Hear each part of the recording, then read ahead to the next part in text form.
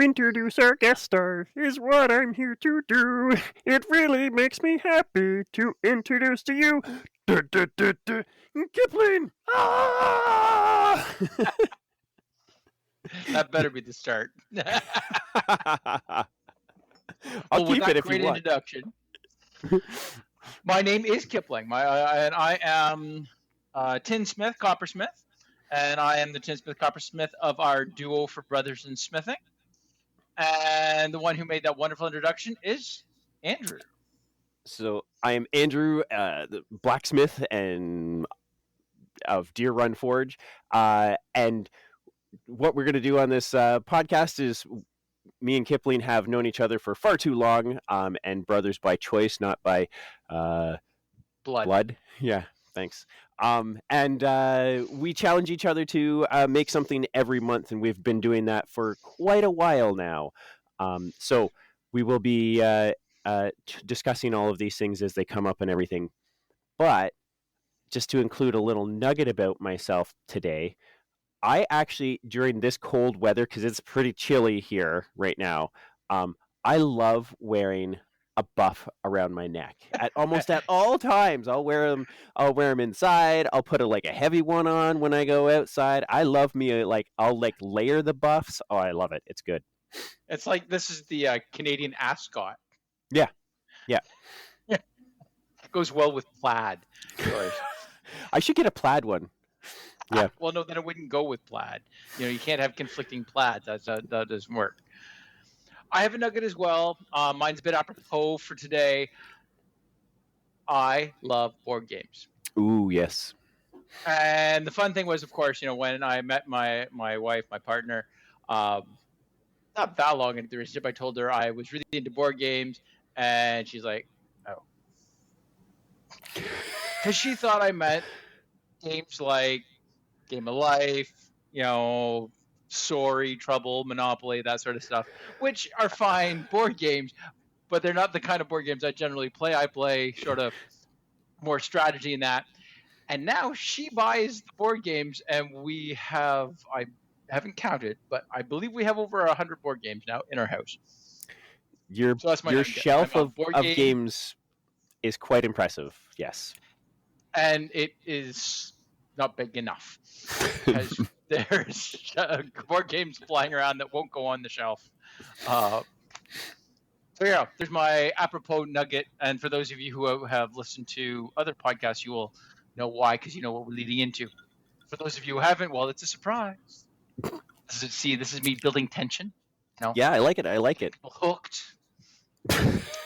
Before we get to that, do you want to wrap up the last one there, since you're so ooh, I did the best job in the world and I'm the best tinsmith there ever was? I know whoever's listening to this can't see it, but Andrew is constantly doing his Muppet impression with these floppy arms hanging around.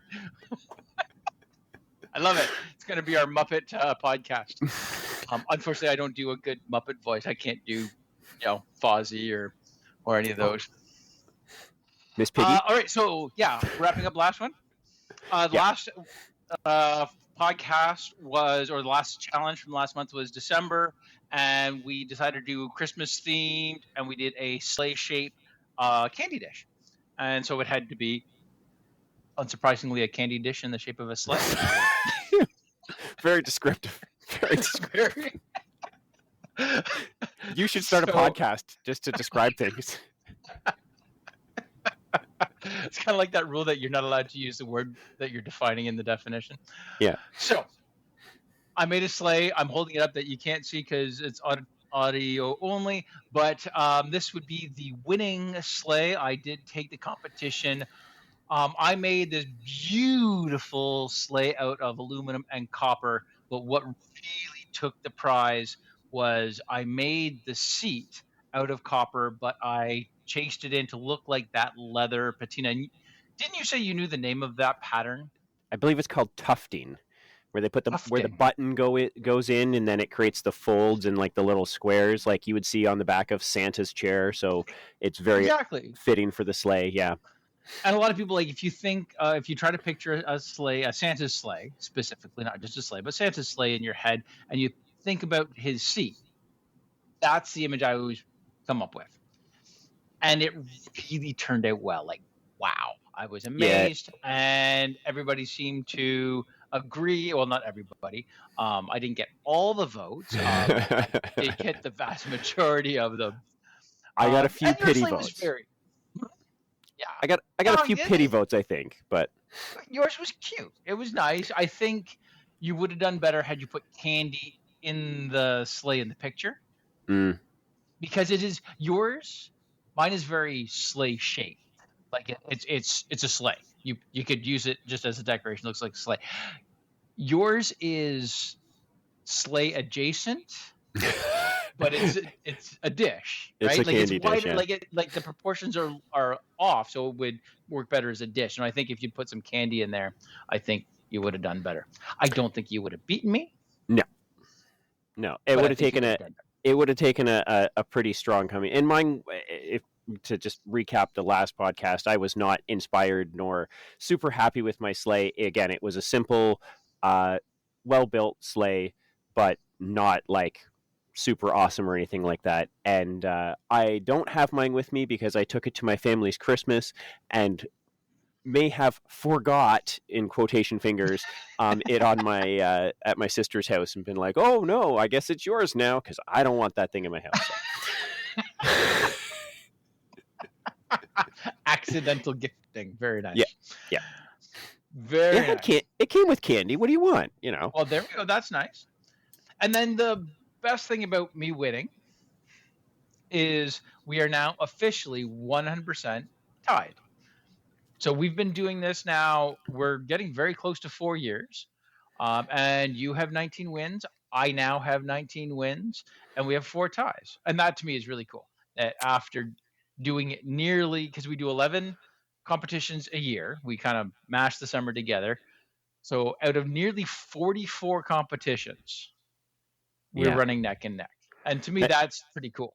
that's nuts. And again, there's some of the, and I think that speaks to this competition where some of them are like, you know, we both have good ones and bad ones and like ones that were really inspired, and like there's four that we have flat out tied, which is Yeah. like, you know, it's always been close. And whether that's in the, you know, one to the next or whether that's actually in the competitions themselves. So kudos to you and to us to keep going. And Excellent. And if you're listening and you want to see what the two slaves look like, do check out. We put them on our Instagram account, so you can check them out either at Tapley Tinsmith, at Deer Run Forge, or we have our combined Instagram at Brothers and Smithing. So you can go in there and you can see our past competitions, and you can see the latest one there, or the last one that just passed, and you can see my awesome chair in my sleigh.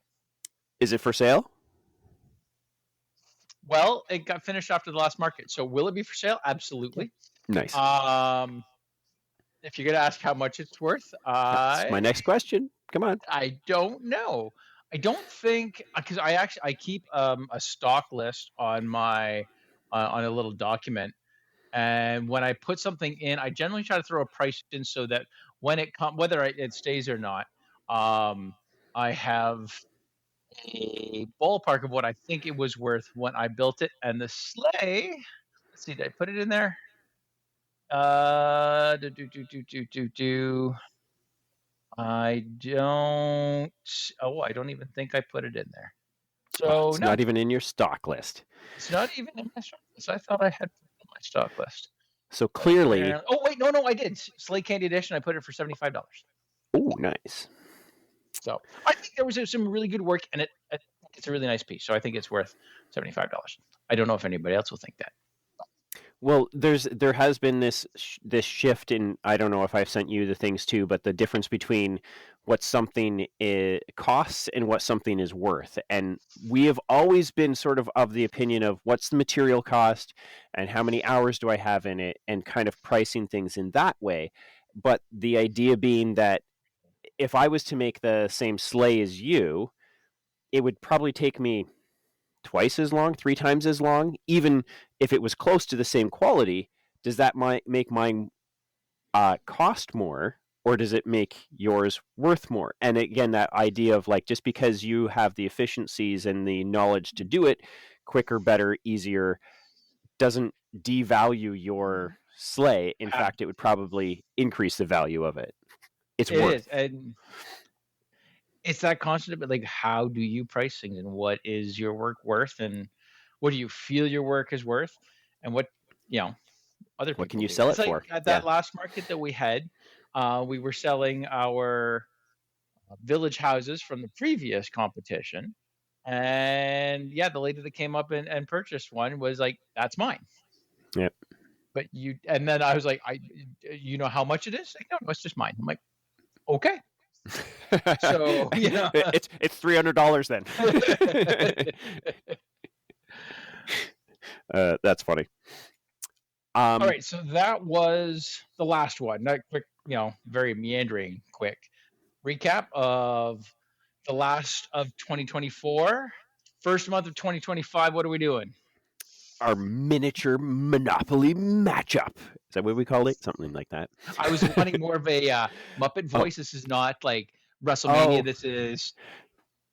Sorry, this is a Muppet version. Yeah, a Muppet Madness matchup Monopoly. Yeah. I told you I can't do Muppets.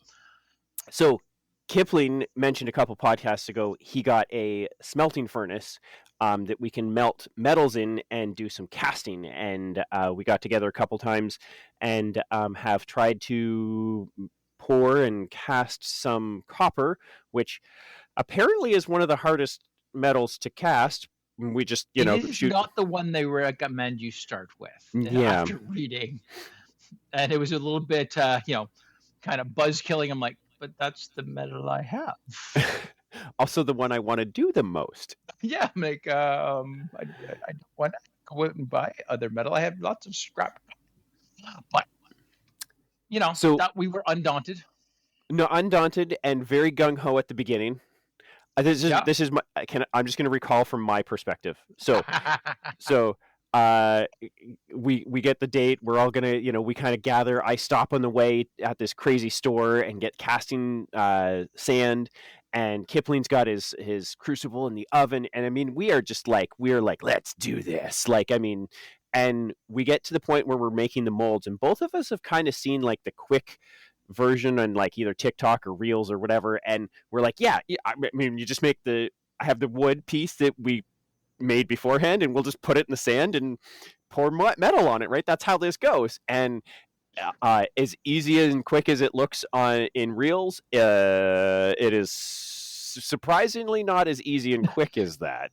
I'm not sure it's surprising. We should have been aware. Should have been probably lowered expectations.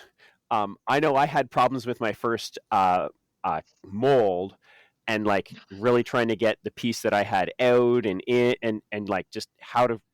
Should have watched a couple more like how-to videos as opposed to like the satisfying ASMR videos type of thing.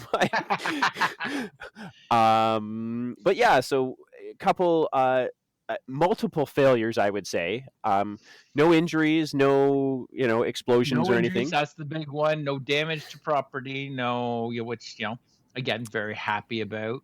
Yep. Yeah, the first pour, like, because I think one of the first ones I did was a destructible mold. Whereas, so the mold that you want, you actually leave it in the sand, and it's of a material that will get destroyed. And I was using some foam that, like, it was actually that flower foam, which is probably not the right foam to use anyways. Like, like the flower raging green foam. Mm-hmm. And when they came back out, they kind of looked like, desiccated organs on a stick. They were not at all close to, because my original thought was a Aladdin style lamp, like that sort of, Aladdin, rub it and the genie pops out. And it really kind of looked like a shriveled up lung that was attached to a stick. The definition of batty fanged. Definition, they were well batty fanged. You kept it, I believe, didn't you? You kept it just as I ended up throwing back. Okay. It it wasn't even close enough to keep, I think. That was my original thought. Oh, I'll keep this, but I'm like, no, no, there's better uses for it as another mold. But we remained slightly less undaunted, but kept going. I think because there was the two of us, and I was having troubles with the molds, and you did your destructive mold, and then I finally got a mold and kind of got a shape out of it. So then you were really gung ho to try to do it in around the same manner, and then you got some success. And then I was like, well, hang on, if he can do it, I can do it. And it kind of went back and forth a little bit of like, I think if it was just me, I would have been like, why am I trying to do this? Like doing the same thing and failing. It's the definition of Yeah, insanity. And I think that because you were like, no, no, no, I tried, have you put vent holes in it? And I was like, vent holes. I knew I forgot something, or a bigger sprue in it. And you're like, yeah, let's try a bigger sprue. And so between the two of us, I did this. Oh, I got a little bit of success, and you did something and got a little success. And we kind of went back and forth that way, and kind of, the first day you had some success and I didn't. And the second day I had more success, and it was kind of went back and forth a it little bit did. that We way. built on each other. We saw what each other was doing and worked on. Just a couple steps back, you were mentioning the sprue. There might be some people who are listening who don't know what you mean by a sprue. Oh, you don't know what you I mean don't by know a what I mean sprue. by a sprue. I was just throwing out terms, vent holes and sprues. I don't know. So when you're doing a casting mold with the sand, and the mold is like on the inside of the sand, you put a channel down to it that you're pouring the molten metal into, that then runs into the shape of the mold, and that channel going down is the sprue. So it's good to define our words sometimes. For sure, for sure. But yeah, and then we learned what to take a wooden mold, the non-destructive ones, and cut them in half and put some Mhm. pegs in them, and that way they were easier to get into the mold and get back out of the mold and keep the shape around the sand. Um, yeah, it was good learning. I do want to take the learning that we have and continue that. It just happened to get kind of cold to bring Oh, because we have to do it obviously outside and for ventilation and safety reasons and all that type of stuff. And so I and we think want to doing keep the it. temperature shock to a minimum too. So Mhm. going from -20 up to what, 2100. Yeah. But so in the spring, we'll do some more, but we both ended up with some pieces. Yeah. So they're meant to be. The idea here was we're both learning the casting processes, and the idea was to make an original Monopoly piece, not one that's been done or had a board or a special edition before, but an original Monopoly piece. And Kipling, you mentioned you were doing an Aladdin lamp, Yep, and as a blacksmith, I had to go with an anvil because it because has you've never never been made done. anvils before. Never. Um, See, it used to be you always did trees, and now it's always anvils. it's kind of like uh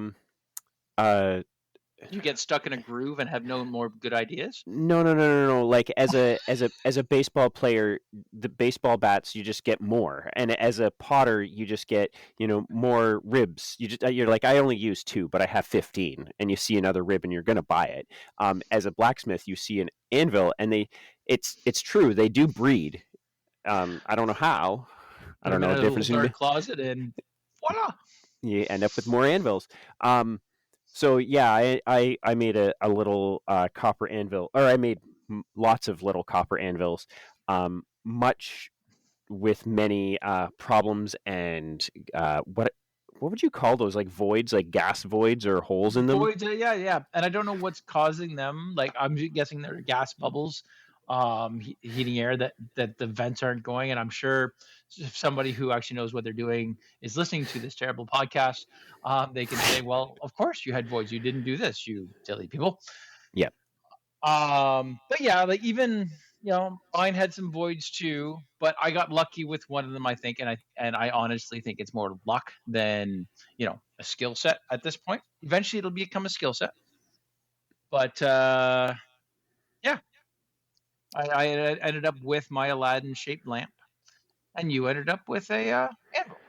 Well, I ended up with anvil-shaped objects with holes in them and a couple ingots of copper that I then took the you know that I kind of carved this one out of the ingot, right? So I don't know if I officially told you that, but I took basically one of the biggest, most solid ingots that I had and carved out of that ingot an anvil, which was a painful process. Steel is way easier to work with. If you try to use it on a saw, like a metal bandsaw, copper is kind of like trying to cut pizza dough. It just like binds in the saw and wants to flex, and it's And it picks up not so much more heat. It's hot. It gets hotter faster. hotter It's faster. Using an angle grinder, man, it grips the blades and heats up faster. Using files, it cakes on the files and heat. But I was able to get a clean piece enough that I was able to high polish it. I brought out some polishing compound and stuff, and spent a couple minutes, more than a few minutes on a more polishing than wheel. a few minutes. I must admit, so because Andrew was up at my place over this past weekend. The families were together hanging out. We brought our pieces. I actually, in all my plethora of board games at my house, I do not own Monopoly. We do have a copy at the cottage. So we printed off an image of it. So we had an image of the board, and I put my Aladdin lamp down beside your highly mirror polished copper piece. And I'm like, oh, I should have shined mine up more. I was able to get my touch mark on there too and hit it hard enough that I could get my Deer Run Forge logo on it and my touch mark on the bottom. So that kind of makes it a little more personal for me and kind of A fun little bit to. more personal. Yeah. And I will admit, after thinking about it, I'm actually kind of glad mine isn't mirror polished. I like the little bit more rougher look to it. It has the right feel for a banged up old lamp. like you'd rub it and it'd make that sound. And I'm waiting for the genie to pop out and give me, 3 wishes. 3 wishes. Yeah. That's for another podcast, I think. What would you? Yeah. And ixnay on the wishing for more wishes. Mm-hmm. Well, we both stopped for a sip. What is your libation tonight? Well, someone was at my place this past weekend and left some beer behind. I noticed that actually. I'm drinking an organic Mill Street organic lager, fantastic beer. Not that we're getting sponsored by Mill Street Organic, but you left it at my place. I thought it was apropos to drink it in front of you. Yeah. I got some Stock and Barrel, the last of my Stock and Barrel whiskey, on some ice. Oh, it's out of stock. Your Stock and Barrel. I need to restock my stock of Stock and Barrel. Yes. Well, too bad it wasn't before Christmas, because then you could restock your stock of Stock and Barrel in your stocking. That it was a missed opportunity. Do you know, by the way, why you always yawn when you play Monopoly? Why do you always yawn when you play Monopoly? It's a board game. I thought you were going to say it's monotonous. No, it's a board game. It's a board game. But dump bomb. I also, as a side note, another thing that I made, I also cast a little guitar, which turned out actually really cool. I would say that your Aladdin lamp and my anvil are big for Monopoly pieces. They are on the larger side of things. They're probably twice as big as a standard Monopoly piece. Yeah. But my little guitar that I made, your guitar is probably close. Size. Yep. I think it would fit in really, really nicely. But that being said, because we are competing with them, they are both at least of equal dimensions to compete for our Monopoly piece. And then we're going to post these up on Instagram on January 27th. So you can come to Tapley Tinsmith on Instagram, or Deer Run Forge on Instagram, or Brothers in Smithing on Instagram, and you can vote for mine. Or you can visit all 3 Vote for his I on still vote his for mine. because it's, and then vote for me on the other ones because you really like it better. Yes. Nah, see, you're just doing old hat. Anvil, anvil. What was in your little Old village house? An hat. anvil. What Old did you, hat. I didn't even make out of take the wood? An I didn't even anvil. take the metal anvil from my little house and cast it. I made a brand new one just for this challenge. And you can't go wrong with a classic Yeah, you anvil. made a brand new one and Shiny, it didn't work. shiny anvil. It didn't work so badly that you had to, carve it out of a chunk of metal opposed to cast it. All of my it was cast. I cast a square. It started as little bits of copper and we melted it and now it's an anvil. Also, all my blacksmith, peeps got to be voting for the shiny copper anvil because you want a shiny. What blacksmith wouldn't want a shiny copper anvil with their touch mark on it? Fair enough. Who wouldn't want a little Aladdin lamp out of copper that might, spread a little genie if you rubbed it hard enough? It doesn't even have a hole in the end. There's It's no a genie. true. Magical. Or a True. djinn. It does make me want to, at the very end of Aladdin. Phenomenal cosmic powers. Yeah, I was gonna say at the end of Aladdin when the genie grabs the lamp when Jafar's in it and he like holds it in his hand and goes think. Yours is almost the perfect size. You should do a reel where you just like phenomenal cosmic power, itty bitty live in space, and then just flick it off your hand. It would be so great. All right, well, we'll try to do it. We will. Come on. We'll get that up. That's to me what reels should be, is something that makes you like something Chuckle. you want to do and it makes you chuckle. That's where I'm trying to be with reels right now, is like if it makes me chuckle, I'd try to do it. That's a good thought. No, I might do that in the next couple of days. Phenomenal cosmic power. Phenomenal tinsmithing power. But yeah, cool. So please do come, and if you are listening to this, come check out our Instagrams and vote because it makes us laugh that people take their time and vote for us.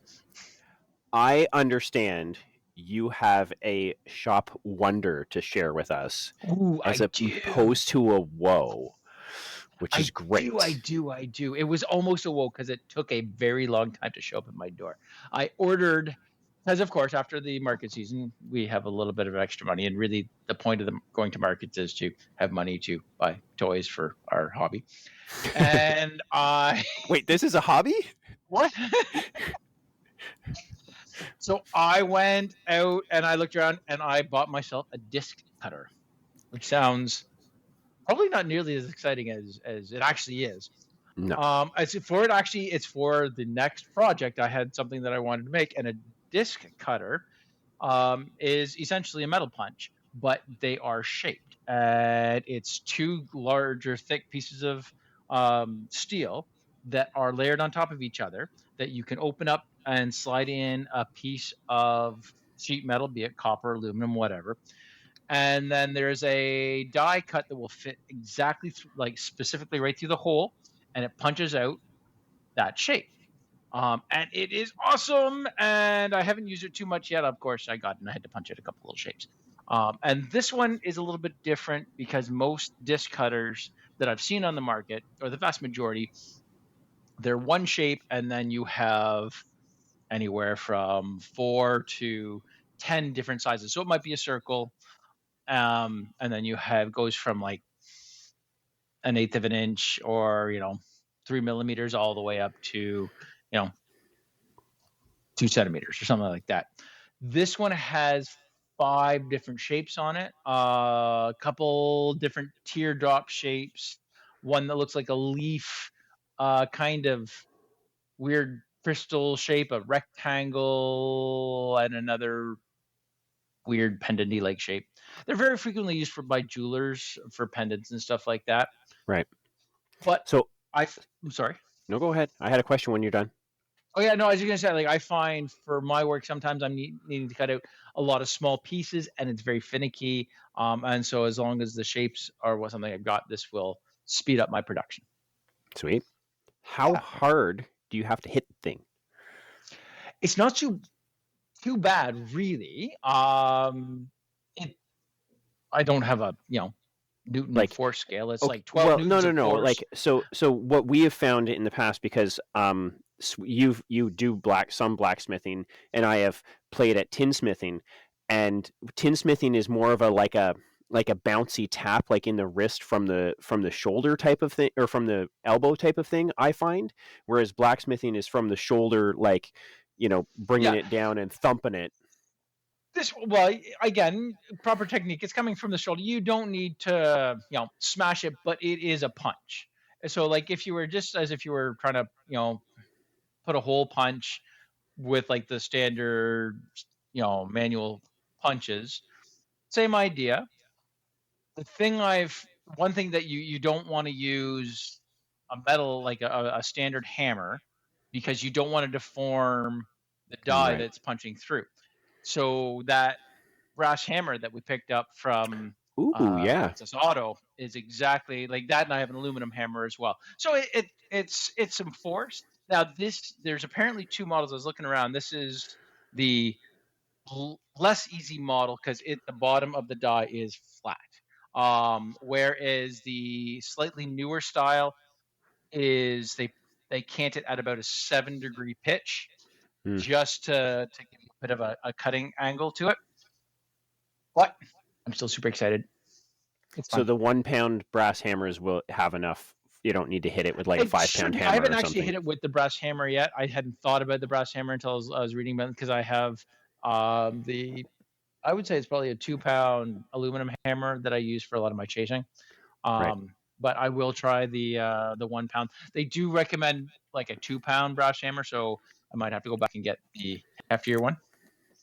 Oh, But shucks. I know. Uh, or you could cast a 2 pound copper hammer. That, hey, I'm don't that's a possibility. It is. It is. I could maybe like as I have some brass too, Ooh, we have right? yet to cast any. That would We be fun. have yet to cast any brass, so Ooh, that put would be that on kind the of fun. list. Put that on the. Yes. I'd love a 2 pound brass hammer. Let's do it. All right. All right. We'll put it. It's casting the void in the middle to where the handle goes in, so you don't have to drill it. Yeah. And there's ways to do it. Yep. There are tools that will help you do that. But yeah. That would be Do fun. you have any wonders or woes?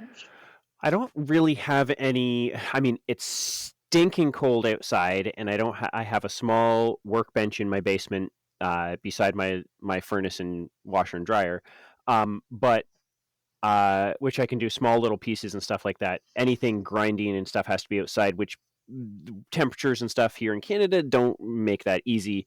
But my biggest woe right now is I found a really good deal on some sheet metal. So I got 3 foot by 6 foot sections of a couple different thicknesses of sheet metal, and I got no way to cut them, I and was it's gonna say too stinking cold. you started off like my woe is I got this great amount of metal. I'm like, how is that a woe? And you gotta let me finish, right? Because like I got it at a good deal because it was the end of the roll and it was just going to go for scrap. So the guy just had scrap price on it. So like, I mean, really good deal. A little bit rusty, but blacksmiths don't care about rust because it burns off in the forge instantly. So it, whatever. But now I got to cut it into usable sheets so I can get it home and or get it inside. And one of the things that next weekend I'm doing is I'm going to my dad's shop and he has a plasma cutter. So I got to get somehow between now and then, got to get these pieces in so or get them cut so I get them inside so I can draw the shapes on them that I need to plasma cut out for basically all of the stuff that I'm going to make in the next calendar year. So And yes, they need to get shrunk down because how big are the sheets? they're 3 feet by 6 feet. Yeah. And even you need to cut them in half, so they're like 3 by 3, right? 3 by 3 would be a lot easier to hold. I've been with the one that I have. I've processed one already. I did it 1.5 feet by the 3 feet and kind of did it in 4 sections like that. But yeah, it again, I think if the weather was nicer or something else different, or I don't know, an angle. And then the other problem is it's such a big sheet that have even cutting it with an angle grinder, uh, it flexes and warps enough that when you start taking stresses out of it or putting stresses into it by reaching across it or putting it on or over something, it actually does bind the friggin' angle Yeah. grinder blade, which makes it oh so much more pleasant to try to cut. And reaching across a 3-foot section trying to cut it and score it and then come back on straight line on the angle grinder is my only option really at this point, that I have. And if you've ever had to cut a 3-foot straight line on a sheet of 20 or 18 gauge steel, it's not the most pleasant thing in the world. But anyway, You'll get through it. I will get through it. Life will go But on. yeah, so I love how your woe is. I got a really good deal on steel. I actually, the guy I bought it from had a whole bunch of like salvage stuff around and stuff. And I was like, "You don't have a shear around here, do you?" And he goes, "What?" And I go, "Like, just you can just, no, okay." I'm like, I'll pay double. Like I would Yeah, if it was cut into smaller sections, it would have been worth double. But anyway, I digress. that's okay. It's all right to digress. Well, it'll turn into a wonder. It hopefully will turn into a wonder. Yes. And if not, you can rub my little Aladdin lamp, and maybe the genie will pop out and he'll cut the metal into the sheet for you. That would be one of your No, wishes, eh? I was hoping that somebody who deals in sheet metal, like, I don't know, like a tinsmith or something deals in sheet metal, that I might have a bloody shear I could use, but no. No, I don't have a big enough space for a shear. One of these days. Although I do happen to have a Beverly shear sitting in my backyard right now. Yeah, you're welcome. Yep. Eggle time? Oh, eggels. Oh, I almost forgot about eggels. Okay, eggels. So this eggle will go on, left field. Like the last time we did some sort of Christmassy theme thingies. Best prank, or not necessarily the best prank, but the favorite prank that you have played. Do you want me to go first? Yeah, go for it. Okay. All of my friends and family, I'm sure you've heard this one because it's, one of my favorites. I have an older sister. She is 3 years older than I am. And unsurprisingly, as children, we didn't always get along. What? I know, it's crazy. But she was always bigger than I was. So, physically, I couldn't, stand up to her fighter. I would lose every time. So I had to come up with more creative ways of getting a rise out of my sister. And the house that we grew up in, there was on the second floor, there was a hallway. And on one side of the hallway was my sister's bedroom. And directly across was the den, the TV room. And there was a door going into each of those rooms, and they both opened into the rooms. And so what I did one day when she was in there is my mother did a lot of sewing, and so she had waistband elastic for like pants and stuff like that, which comes in a big roll. And so I took some of it and I tied it to my sister's room's doorknob, and I hauled it as tight as I could and tied it to the doorknob of the den. And I don't know how old I was at this time, probably around 11 years old, 11, 12 years old.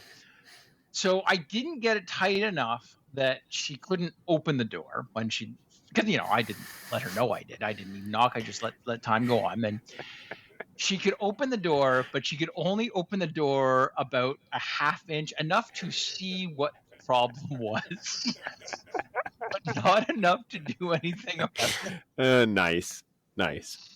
Oh, it was fantastic. I had a great chuckle over that. So that was one of my favorite ones. I peaked at around 11, 12. Mm-hmm. I'm gonna go with one of my first years working where I do now. We had a good crew, and we would constantly, little pranks and stuff. They wrapped my desk in newspaper and all this stuff. So when my supervisor left, we took it upon ourselves to fill their office with balloons. So I mean, we all bought, I don't know, like $15 worth of balloons and went for the night into the office and blew up balloons. And then we looked at all the balloons and we're like, it's like a foot, 2 feet on the floor. It's not that impressive. So we went back to the store, re-anteed, bought like another like $15 each of balloons, and like we got it probably 4 feet up in the room of balloons.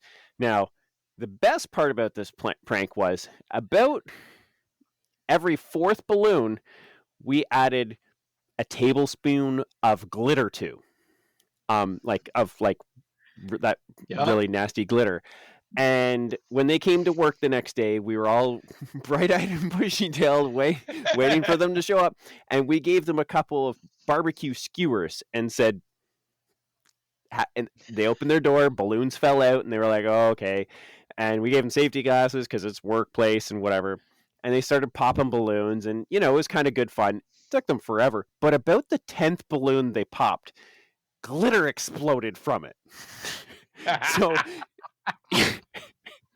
it was like the gift that kept giving for like an hour. Pop, pop, pop, ah! Pop, pop, pop, ah! It was so good because of the glitter. The balloons themselves, there was a pretty good reaction, but the glitter is kind of what made it for me. So very nice. Yes, that would have been good. I would have enjoyed watching that. It equaled about a dustpan full of glitter by the time we were all done with everything. So that's a lot of glitter. And glitter gets stuck to things, and you find it like years later. Like, why do I have glitter all over this shirt? Yeah, it does not go away. Yeah, that is good. All right, I think that's. Do we want to talk about the next upcoming? Yeah, so we have this one coming up, and do we want to do a preview of, or a teaser? A teaser of what February's might be? Yeah. Do you want to intro it, or do you want me to? Because it's kind of an odd one. It is. It's actually, it's interesting. It's the first time we are doing a strictly artistic piece. Like, not that what we have done in the past isn't artistically impressive, at least in my mind, compared to what I thought I had artistically available. But it's usually there's a function to it. So we were doing a wind chime, or we were doing a window hanging, which was very artistic, but the point was a window hanging, or even the sleigh was a candy dish. So it always had a function. Yep.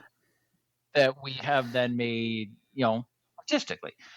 This one is not. It is straight art. We have come up with a 2-word concept, and we are allowed to interpret it in any way we see fit.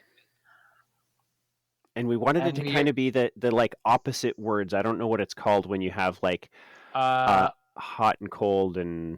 Yeah, it's oxymoron. Yeah, and like day ugly. And night. Yeah. So, and we went through a couple of these because that's just kind of, again, the concept of it and everything like that. So the 2 words we're going with are wild and city. So the idea of like wildlife and like the wilds of whatever, and city, which would be the kind of the opposite of wildlands. So wild city. And there is no, not to be mistaken with Party City. Yes, yeah. The and no other no constraints on it, just wild city, whatever that means to you. So yep. And there's no form like that we have to follow. There's no structure. It could be like a freestanding 3D piece, it could be a wall piece, it could be hanging, it can be anything we want, which has been interesting. Yeah.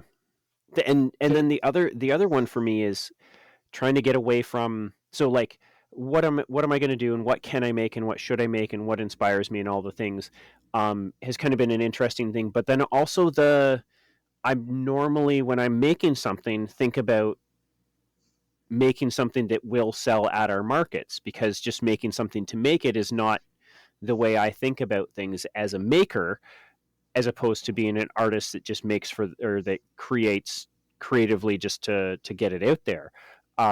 So as I said, it's been an interesting process, just being like thinking about it. Like, no, it doesn't have to sell. It doesn't have to be anything. It doesn't have to do anything. It's just art. And It's just it. yeah, so that's been an But as you interesting were saying, to mind. quote you, who was quoting somebody else, is in order to be art, it has to have a butt. Yeah, there's a pottery reel that was like, I went to 4 years of art college and my master's and everything like that, so I can quantitatively say that the difference between craftsmanship or craft and art has to have a butt. So I'm So, expecting yours to have a butt somewhere, a little oh, sneaky butt somewhere. hmm. Yeah, so it should be fun. And we will dive into that conversation a little bit more next time. But that being all said, I think we're kind of wrapped up, are we not? I believe so. Unless you have anything else you want to say about your casting piece. Hang on, I got a question about your casting pieces.